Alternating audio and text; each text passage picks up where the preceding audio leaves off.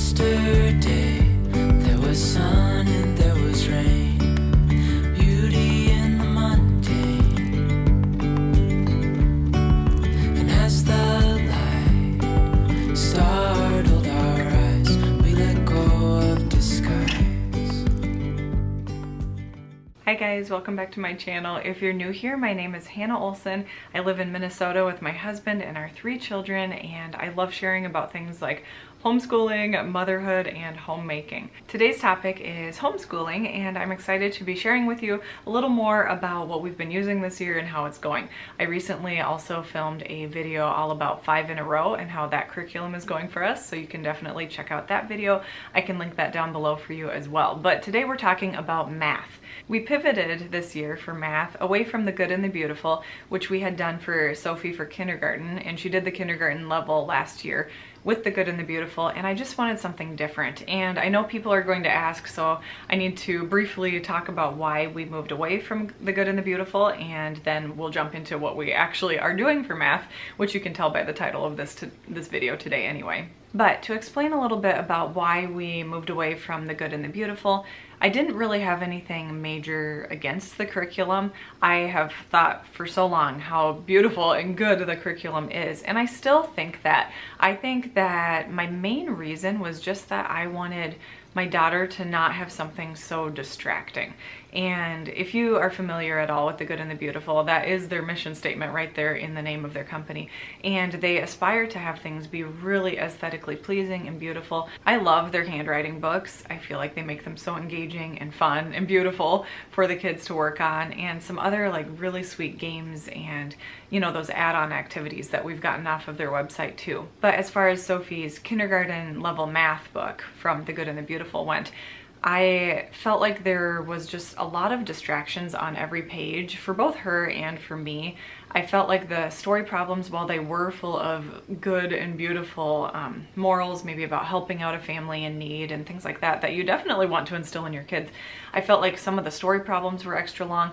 But my biggest problem, maybe problem is a little strong of a word, my biggest concern with it was, first of all, there's no teacher's manual, and so I didn't have something to read off of. It was definitely open and go in the sense that there was so much text on the page, and it was like a sideways open it up kind of open and go book, and it has been so good for us. I feel like she had a good foundation and stuff like that from that year. But there were words that I was supposed to be saying, you know, the script for the parent or teacher, as well as things she was supposed to be reading, and they definitely squeeze it in on a page. And I just felt like for Sophie, for my daughter who does love good and beautiful things, I wanted a more simple page, just one that didn't feel or look overwhelming for either of us. I want the overwhelming aspect, if anything, to be the teacher's manual, which this curriculum I'm sharing with you today is not at all an overwhelming teacher's manual. But what I mean is I want myself to have the burden of looking at so many words on a page and so much text, and then I want the things that are in front of my daughter, like the workbook that's in front of her, to not be anything she has to sift out. Oh, that's what mama's supposed to read to me, or, you know, mama's reading it right now and then I'm supposed to do this next thing. And instead it's a student work text. And so I'll show you all the little aspects of our math curriculum now, and I think you'll be really impressed if you too are looking for something that is simple and foundational. It's still beautiful in its own way, but it's very minimalistic, and I have really appreciated that this year. So I hope that explains things a little bit. I have heard so many different moms, especially here on YouTube, share about Christian light education, and that's what we are talking about today. And I was so curious about it. I started watching videos about it and researching a lot, and I kept hearing how much of a favorite math curriculum it has been for families throughout the years. And I don't want to be jumping between curriculum all the time. Of course, we tweak things as parents when we have different students, different kids with different learning styles, and you find out what's working or not working. And I just wanted something very pared down to give Sophie a very good foundation with little to no extra fluff, if you will. Okay, sorry, my camera battery died. But anyway, I want to explain a little bit about what Christian light math and Christian light education is, first of all, and then I'll show you all about it, and I'm really excited about it. spoiler alert, I'm really excited. Sophie has been not overwhelmed, but also getting really fast with her math facts. She's been loving it, and she hasn't complained that it is, you know, less beautiful or too simplistic for her in terms of formatting. So we're all really pleased with it so far. I waited to share this video because I wanted to get through about a month of school to truly know how we felt about it instead of just flipping through it and showing you initially, especially since if I did a flip through right away when it came out of the box, which I love when people do that, I feel like I wouldn't have all of the, or I wouldn't have as much information, and I would maybe leave out some aspects that now I want to share with you. So Christian Light, or Christian Light Education, also known as CLE as an acronym, is actually a Mennonite-based company. It's a Mennonite company, and we are not Mennonite, but we definitely align with the fact that they are trying to infuse God's light in mathematics. They're trying to have a more biblical worldview, even in math, which you definitely can do. And you'll notice, especially in these younger elementary grades, that the story problems have to do with helping others, kind of similar to how I explain The Good and the Beautiful has those story problems about, you know, helping out a family in need or something like that. I love how they try to have a Christian perspective, how they do have a Christian perspective even in math. Now, this curriculum is actually designed for the classroom, or written for the classroom, but don't let that intimidate you at all, because it is so easily adaptable. So it might say, have students do this, or explain to the class this in the scripted teacher's manual here, but obviously you would just not have your students come up to the board, or maybe you just work on a whiteboard and maybe you're teaching one student at a time, and that's just fine. It's very tweakable. There's nothing you really have to think through ahead of time and think, okay, how am I going to adapt this for just 1 or 2 kids, something like that. You just truly, I've been treating this as an open and go, and I'm sure it'll shift in the future, but I have been loving the simplicity of it for me as the teacher as well,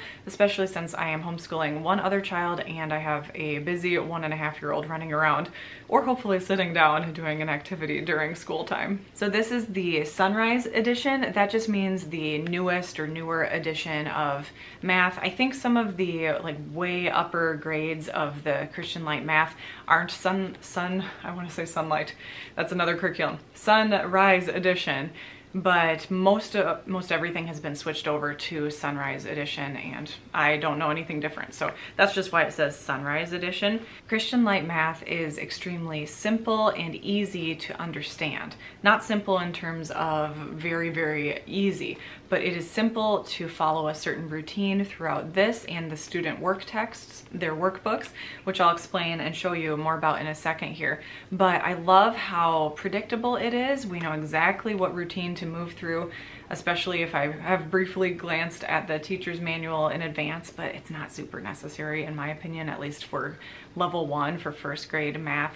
I've been able to just pick it up and go with it, but it's just been so easy. I don't have to do a lot of prep in advance, and that's just truly what I need at this point in our family's, in the season that our family is in. I just need more open and go, but I have loved this teacher's manual. So the way that it's laid out is there is a teacher's manual, which I've been showing you. This is the teacher's manual. It's like medium thick, I don't know. So you've got the manual here. This manual is for something called Light Units 101 through 105. What that means is it coincides with 5 of these work texts. These are student workbooks. They are smaller. They're like a thin workbook that has a certain number of lessons in it. I think this one was, we just did 20 or 21 lessons in this light unit, and we've finished it and did the little test at the end. This is labeled as Light Unit 101 up here, and the teacher's manual is for 101 through 105, which means that I still have that teacher's manual to use for 5 of these workbooks, and that is, I believe, half of the school year. I only purchased 5 of these light units this summer because I wanted to make sure that I truly liked them. I didn't want to commit, and that is something really amazing about CLE. Just something I love is it is so inexpensive. It's worth giving it a shot in my opinion because it is an inexpensive way to do math. So as you can see, I've got 5 light units here, and each of them I purchased this summer for about $5 each. And the teacher's manual, I just looked it up on my past order confirmation email before I filmed this. This teacher's manual, which is for just those 5, it was about $12. And so it really is not ridiculously priced. And I love that price point. I love that students get a sense of accomplishment between each light unit. It's really fun to see yourself making progress. It's not like they have this massive textbook to work through all year long, although that's not always necessarily a bad thing. It's good to do work that takes a long time, of course. That's a good skill to instill in our kids. But I love, especially in these younger years, that sense of accomplishment they get from finishing a light unit. I love how the new information that is introduced, and I promise I will open this up and show you. I love how the new information that's introduced in this curriculum is introduced in bite-sized chunks. And a lot of people consider this to be a combination between a spiral curriculum and a mastery curriculum, if that helps at all in your decision-making process. I love how such good practice is woven into each lesson until your child has truly mastered these math facts. It's especially with math facts that I've been noticing here in level 1. The mastery of those has been great, and the way that they lay it out has been simplistic, but also very effective and very thorough. Like I've mentioned, also, it is not fluffy or distracting, and that has helped our family a lot. I just wanted something very, very easy and simple to walk through step by step, and it's been so intuitive for me that way. It does start out very simple, and I'm gonna do a flip through this way. I hope you don't mind. I'm not flipping the camera around. My husband and the kids are at the park, so I have a limited amount of time for setup here with cameras. But I'll show you the start here, the beginning. They start out quite basic, and I know it's going to make you, it might make you chuckle and think, wow, that is really simplistic. But they start out here with number 1.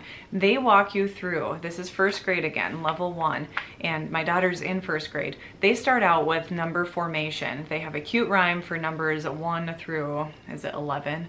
It's something like 1 through 11, where they have a cute rhyme and they teach you how to form the numbers, and then they jump into some of the new concepts, which I'll show in a second. But I first wanted to explain that even though it seems like it's starting out so basic, like, is this going to be so boring for my child if they're in first grade?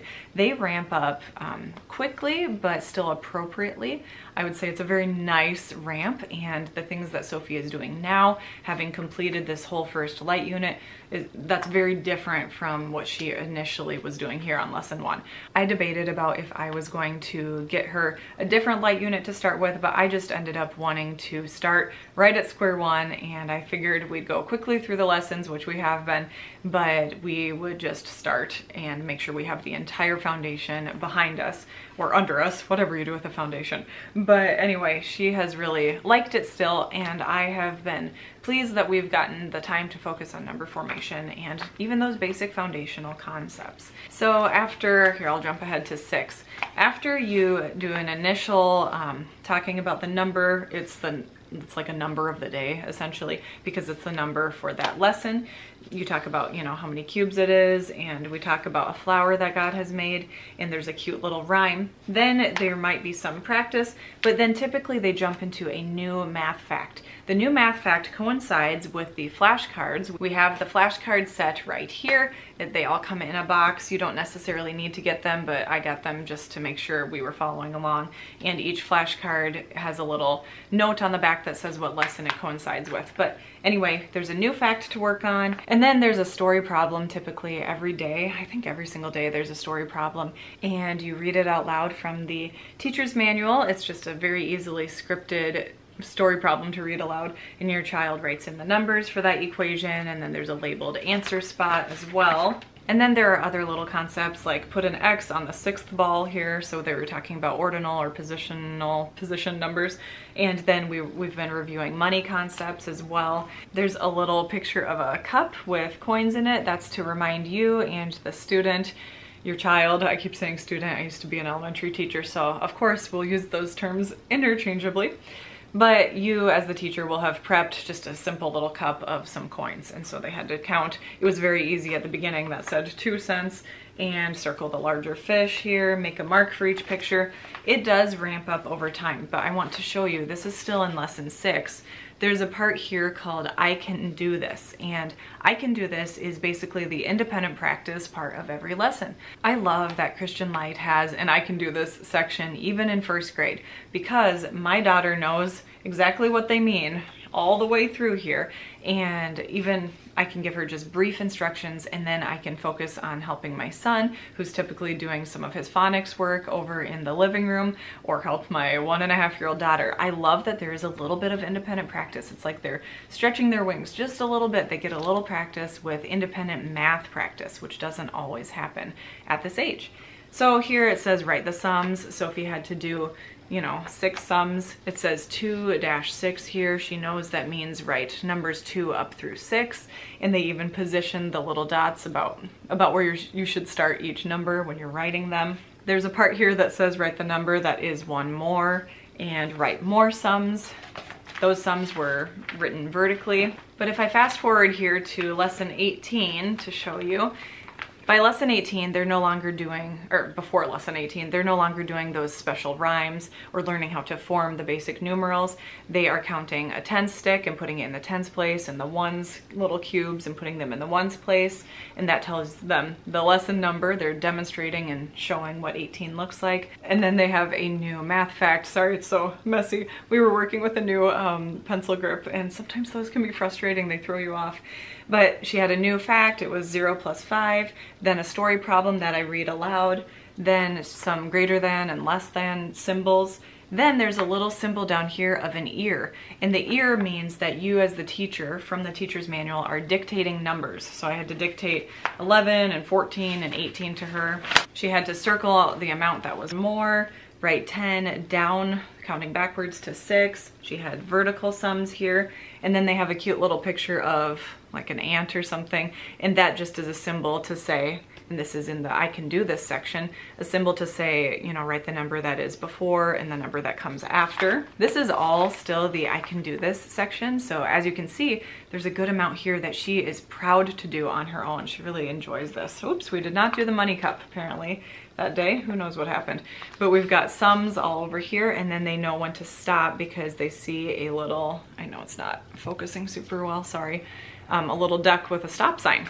So that's pretty cute. There are quizzes in some of the other light units, but this first one did not have a quiz. It did have a test though, and I believe that was on day 20 of school. We did a test. The test is actually found, let's see if I can find it for you, right in the middle of the book, which is a little odd, but you don't need to pull it out or anything. You just know, following along in your teacher's manual, that day 20 you'll come to the first light unit test.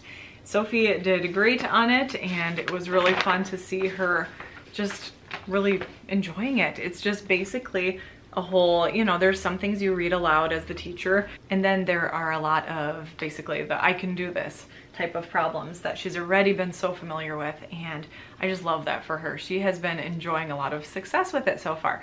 There are also drills, I forgot to show you. There are speed drills that start on lesson 19, and Sophie loves the speed drills. So at the end of lesson 19, we turned to the back of the book and did speed drill number 19, just to see how many she could get in a minute, and then speed drill 20 came with the next day's lesson. Actually, it was after the test, and you can kind of tweak things if it feels like too much, but never at any point has this felt overwhelming. It has felt very doable. It hasn't felt too easy, except those first few days as we were kind of cruising through knowing how to represent 2 and 4 and things like that. But I still feel like that was a really good foundation. I do not regret starting with Light Unit 101. However, the flexibility of having all of these different light units is the fact that you can hop on their website, look at their scope and sequence chart, and if your child already knows the list of concepts that are, you know, listed in the scope and sequence for different light units,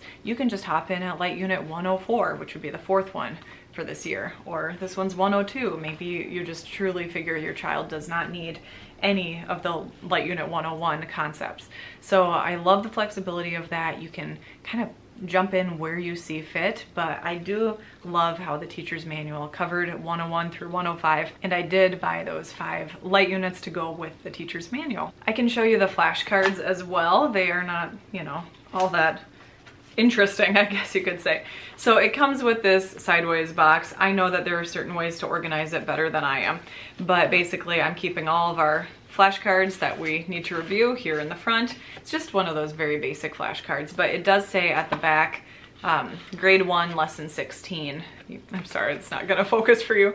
Grade 1 lesson 16, it says on the back of this one, just so you know that that's when you are pulling out that flashcard. Sophie loves rattling through these facts because these are the same facts that maybe you saw when it said write the sums horizontally or vertically. She's been doing those facts again and again and again, and it has not been too boring for her, and it has not been too overwhelming for her. So we're all pleasantly surprised. Or I would say we're pleased. I want to show you a couple things and then we'll jump into the teacher's manual so you can get a good look at that. There are a couple additional things you can buy to go along with the curriculum. I probably didn't need to buy my counting book unless they're starting it later on. This is just a blank, let's see if I can show you. This is just a blank counting book with different ways to write to 100, 400, 500. Some color by number, dot to dot is in here. I have not been using this, to be perfectly honest. I have not used it yet. I don't know that I needed to buy it, but I wanted to buy a couple of these supplemental things I didn't know if I would be wishing I had. And you kind of learn as you go sometimes, much of the time with homeschooling. I did get this laminated hundreds chart. I always love a good hundreds chart. And this one actually also has a side that goes 101 to 200, 101 to 200. And that has actually been helpful for her to refer to. And the clock is something that will be addressed in future lessons. I do like this little clock. Okay, let's get out the teacher's manual and I'll show you inside. I don't think I mentioned this, but we do one lesson per day. I try to keep it pretty simple that way. At no point has a lesson taken us over 20 minutes, which is perfect. I feel like that's a perfect amount of time for us at this level, at this stage for math lessons, and with the other kids that I'm also keeping an eye on and educating. I have heard that sometimes other moms like to do more than one lesson in a day, especially if they cross off some of those I can do this, the independent practice questions or drills, those problems. They can cross off some of those. If you feel like your child has all of those down and it's just starting to become a bit of a slog, then you can definitely move forward. But so far we've really liked the pace. It's been, like I've said, it's very feasible, manageable, and it's not overwhelming. Okay, inside the teacher's manual, they have a little daily schedule suggestion for the first semester. I don't follow that at all because I'm not using some of their other things like language arts, but I do love how they have some suggestions in there. I just turned to this page. This says Math 101, lessons 1 through 20. That's what we've just done with Sophie. What I've done with Sophie has been lessons 1 through 20 because that was all of that first light unit little workbook. And this is lesson 1 right here. You can see that it says exactly what pages it's on. The new skills and concepts are here. Sorry if it's not focusing. I don't want it to look at me, but it keeps zooming, you know, focusing on me instead of the page. Like I said, they have the new skills and concepts. Then there is a little bit listed here for class preparation. That's just like saying things like if you need the money cup and you're going to gather a few coins or a few objects from around the house. I have not run into much at all that I've needed to prep for that. They will tell you though what flashcard to pull out to start drilling. Then they say meet with students, and like I mentioned, this was originally written for a classroom, although they recommend, you know, they sell all of this on a homeschool category or section of their website too. It's very adaptable for you as a homeschooling family. They just say meet with students and talk about how God is a God of order. He likes to do things in an orderly way. And so they're trying to infuse already a biblical worldview into why we study math. There are a lot of good tips and tricks and scripts in here for you as the parent, so you don't have to be overwhelmed yourself in terms of teaching math. You begin your light unit activities, which means basically the workbook time. And so once they open up their workbook, your child is ready to start filling it out. I love how the teacher's manual, let's see if I can find a better example of it for you, how they have all of the little, it's like a miniature version of the pages in the workbooks, in the light units for you. So you can always see what the answer should be, which is usually easier at this stage. But I love how that's in there. They have tips and tricks about how to talk about understanding the words first and last, They've got such a good script here for you as the parent. There's nothing to feel overwhelmed about. And the only thing that I have to keep an eye on is I need to make sure Sophie doesn't see me reading off of this, because she has been smart enough to realize that this is where all the answers are too. So I have to keep an eye on that, like I would with any child, but it just kind of cracks me up. So this is lesson 10. Each of these black numbers on the side goes along with that problem or that number in their student work text. And so you know exactly where you're at any point and what you have to say when you see them get to number 4 in their light unit book. Then it says to you, dictate 10, 0, 9, 10, 4. And so then your child will walk through and they will fill in each of those blanks.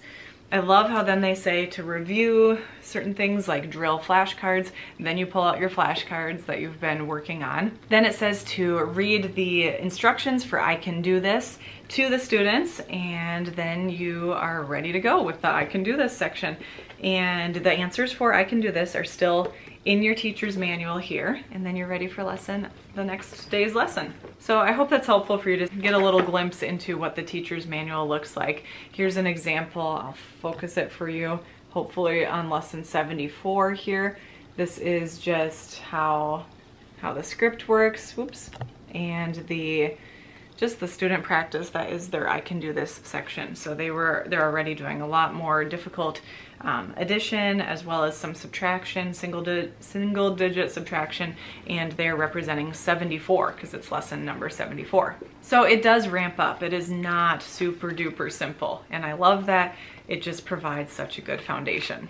I've also heard that by about 3rd grade through 5th grade, students who are using Christian Light or CLE can start teaching themselves the math lessons, and that really appeals to me, not because I want to be hands-off in Sophie's education, but because I know that I have other children I will be educating at that point. So Soren is in pre-K, and so his math stuff is going to ramp up over time, and I just love the fact that they are building in that independence and that confidence with being independent in math at a younger age. All in all, we've really loved Christian Light for math this year. I do not feel like I want to switch in the future, which I always kind of wondered, is there something out there that is going to serve us better back when we were using the good and the beautiful? So anyway, if anything, we might switch to Saxon math as the kids get older, maybe in middle school or something like that. But for now, I really want to stick with Christian Light.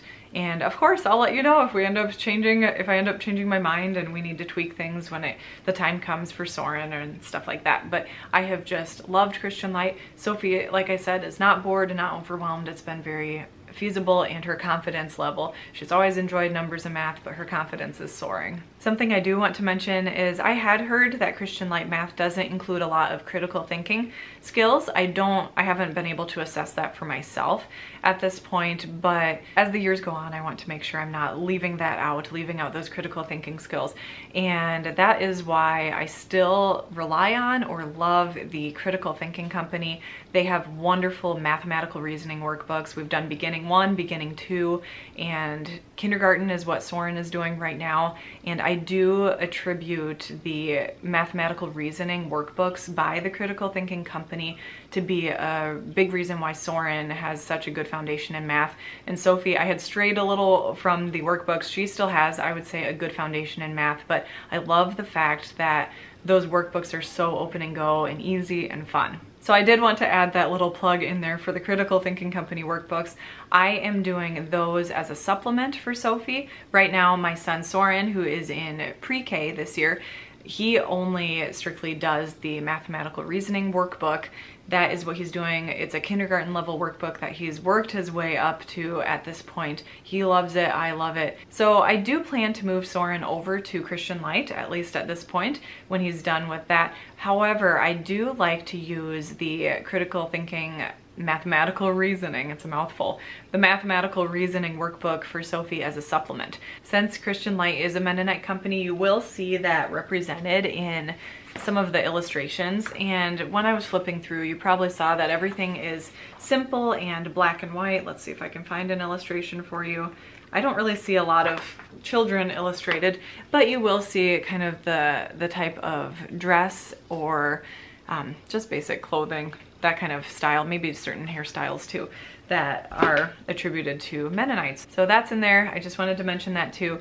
It's not bright and flashy at all, and I so appreciate that. I always thought I would really want something that's more fun and bright and flashy, but it turns out, as many things in life go, when you pare it down to the basics, kind of like with a toy collection, when you pare it down to the basics, you can find yourself experiencing a lot more peace and freedom. And I know that sounds silly in terms of math, but I've just been so pleasantly surprised and so pleased with Christian Light that I just want to kind of sing the praises of a more simple looking approach, and don't underestimate a more simple looking approach. So that is it for today's video. I hope it was helpful or fun for you to see what our Christian Light Level 1 math looks like, the teacher's manual, the light units, and hear about how it's been going for us so far. I would love to answer any more of your questions. Please leave them down in the description. Nope, not in the description, in the comments down below. I will leave links for you in the description though, so be sure to just scroll down after this video is over and you can look for links, you can leave a comment, any questions you might have, and I'll do my best to answer them or to point you towards where you could find the answer to your question. I really do love Christian Light math, and I am very excited to see how it helps Sophie in her mathematical journey. Thanks for watching. If you are interested in staying up to date, be sure to follow along with me over on Instagram. It's at Hannah B. Olson. That's where I share practically daily updates, just peeks into our life, maybe what I'm baking, or you know, how school's been going, kind of a little display of what we did for school that morning, or all these little sweet moments that make up our days. And if you want to stay up to date but also get recipe recommendations, be sure to join my email list, because that's where I love sharing what's new on the blog, new on YouTube, sometimes life updates, and then a tried and true recipe recommendation for you. If you are a mom of young children, which you likely are if you're watching this video, I also have a free webinar for you. It's a masterclass that is all about productivity tips for moms of young children. It's not meant to put undue pressure on you to be super duper productive all day, every day, but it's just where I'm sharing my top secrets or strategies for getting my to-do list done every day without losing my sanity and without extra outside childcare. So I'm home all day, every day with my kids, basically 24/7, and I still value productivity and even scheduling in ways to rest, and I just don't want to feel frazzled. So I want to share with you the strategies that help me each and every day. It's a free webinar, and the link for that is down below in the description box. Thanks again for watching and for being here. I hope you're having a wonderful day wherever you're at, and I'll see you in my next one. Bye guys.